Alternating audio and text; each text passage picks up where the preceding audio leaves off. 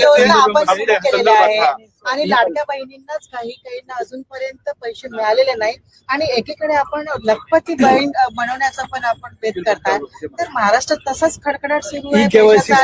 नाही, लक्षात डीबीटीची प्रोसिजर आम्ही कालच सुरू केलेली आहे.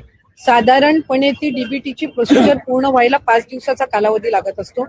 दिवसाला साधारणपणे 25 लाख, 30 लाख, 50 लाख पर्यंत डीबीटी होत असतो आणि अशा पद्धतीनं ते पुढच्या 3 दिवसामध्ये उर्वरित जे लाभार्थी आहेत त्यांच्या खात्यावर ते पैसे जमा होतील. ई-केवायसीच्या संदर्भामध्ये ज्या महिलांचं राहिलेलं आहे अशा महिलांना पुन्हा एकदा संधी देणार आहोत का? नाही, आम्ही त्या संदर्भामध्ये ज्यांनी ई-केवायसी करत असताना चुकीचे ऑप्शन निवडले आणि त्याच्यामुळे त्यांची ई-केवायसीची प्रक्रिया ही पूर्ण होऊन सुद्धा नोंद होत नाहीये, त्यांच्यासाठी आम्ही एकदा दिलेली आहे. त्यांनी ती त्या ठिकाणी दुरुस्ती करावी आणि त्यांना जो लाभ सुरू होता तो त्या पद्धतीने राहून गेल्या अशा महिलांसाठी पुन्हा काही संधी देणार. साधारणपणे ही जी ऑगस्ट महिन्यामध्ये ई-केवायसीची प्रक्रिया सुरू केली, त्याला परत ऑक्टोबर महिन्यामध्ये मुदतवाढ देण्यात आली होती आणि त्याला 31 डिसेंबर पर्यंत मुदतवाढ देण्यात आली होती. 6 महिन्यापर्यंत ई-केवायसीचा कालावधी होता.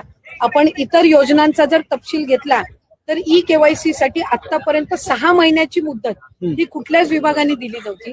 ही पहिल्यांदा महिला व बालविकास विभागाने या लाडकी बहीण योजनेसाठी दिली आणि ज्यांनी ई-केवायसीची प्रक्रिया पूर्ण झाल्यानंतर पण त्यांना लाभ मिळत नाहीये का, तर त्यांनी ऑप्शन कुठलं चुकीचं निवडलं, तर त्यांनाही ती दिलेली आहे आणि त्यानुसार त्यांची जी दुरुस्ती करण्याचं काम आहे